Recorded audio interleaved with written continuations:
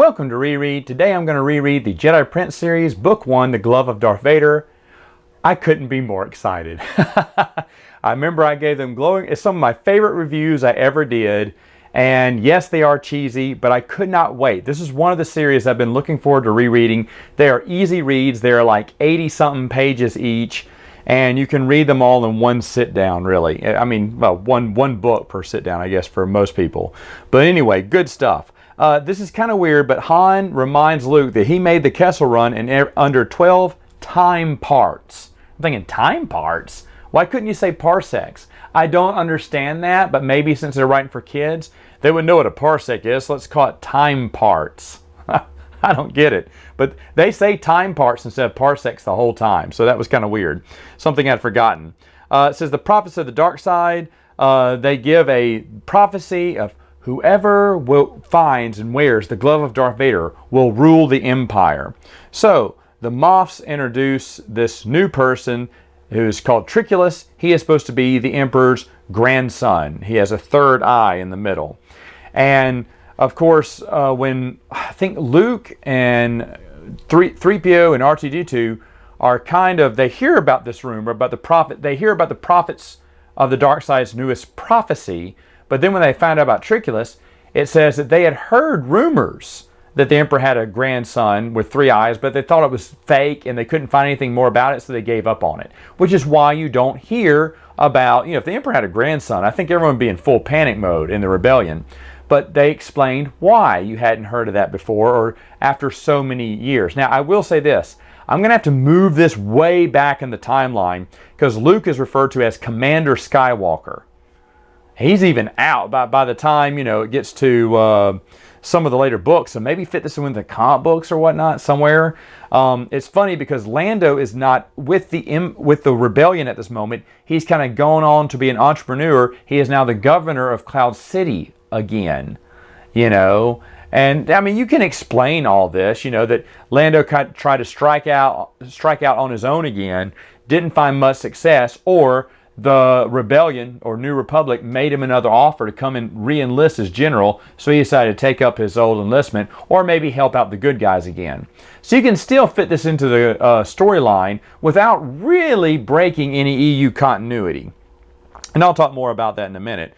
But everyone's trying to find the glove of Darth Vader. Now, Moff Hissa is the one with the sharp-filed teeth here. And they do say dark greetings, which I love. I still love it when they say dark greetings. But there's more stuff in here that I just forgot about for the last time. But it's all about the dark greetings, baby. And the Zooch berries. This is where, and I thought this was in Timothy Zahn's Heir to the Empire. I mean, the Thrawn trilogy, where they talked about Zooch berry juice and Zooch berry wine and Zooch berry tarts and Zooch berry dumplings and pies and cream and Zooch berry everything. But it's these books that talk about Zooch berries. It's not Timothy Zahn. Well, at least I don't think it's Timothy Zahn's. I haven't reread that one. But I remember thinking, Zooch berries, that must be something big. And you never hear about Zooch berry anything outside of this. Now, it does talk about when Triculus is trying to secure power in the Empire, they say, hey, look, there's a lot of other people claiming to be, ruling the Empire right now. Well, he says, I will crush all my opponents. Because they do acknowledge there's many splinters in the Empire. So Yasan Isard could be one of those splinters, acting like she's in control. So that still makes sense. That all kind of fits in here. Now, for some reason, the glove is on Mon Cala, Captain Dunbar of the, I think it's Dunbar. I don't know if I wrote his name down. I forgot. Dunwell, I think it is. Dunwell. Anyway, he contacts Lord Triculus and tells him a piece of the Death Star that blew up, the second one, landed on Mon Cala, and he thinks that that's where the glove is. What? I mean, that's kind of weird. Like, I see a piece of this. It looks like it came from the Death Star. I bet Darth Vader's glove's in here. Well, that's a big hunch. Anyway, Triculus goes to Mon Cala, and of course, the glove is there. What would you know? But he's so sad when he points at someone and he can't choke someone like Darth Vader could. Do you not know how the Force works, Triculus? Because Triculus is supposed to have the Force or supposed to be an additive to the Force. Like, he can shoot lightning at his fingertips, but then later on you find out that, by the way, Triculus is a fake, obviously, put up by these Moffs to rule the Empire and let the Moffs kind of rule and, be the man behind the ruler. but he has these cybernetic implants in his fingertips that allow him to shoot lightning, and he can't do it too much or he may hurt himself. And the same thing with the glove. They have to give it little sonic radars in there, so that when he points at someone, the sonic noise will make their head feel like they're going to be crushed, and they will drop to their knees and worship him, just like they dropped to their knees and worshipped Darth Vader. So that was kind of weird. But that the glove was at Mon Cala was weird too.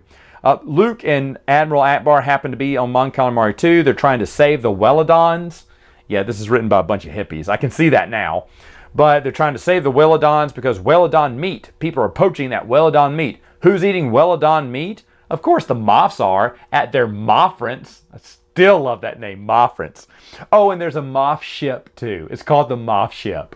Get out of here. I just wish they had a land vehicle called the Moffmobile, and my day would be perfect. But anyway, Luke encounters Triculus. Triculus shoots him with the lightning to escape, and he gets away. But of course, they free all the Welladons and on Captain Dunwell's ship and then on the submarine, and then set it to self-destruct. Unfortunately, they killed Captain Dunwell too, because when he tries to escape with Triculus is like, no, you stay here. Captain always goes down with the ship. Ha ha ha ha. You know, he's a bad guy. He's got to kill someone. So Captain Dunwell dies. But really, did Luke have to set it on self-destruct? I mean, he freed all the whales. No, he ordered 3PO to set the self-destruct. And then, you better run, Dunwell. You don't mess with them Welladons, let me tell you.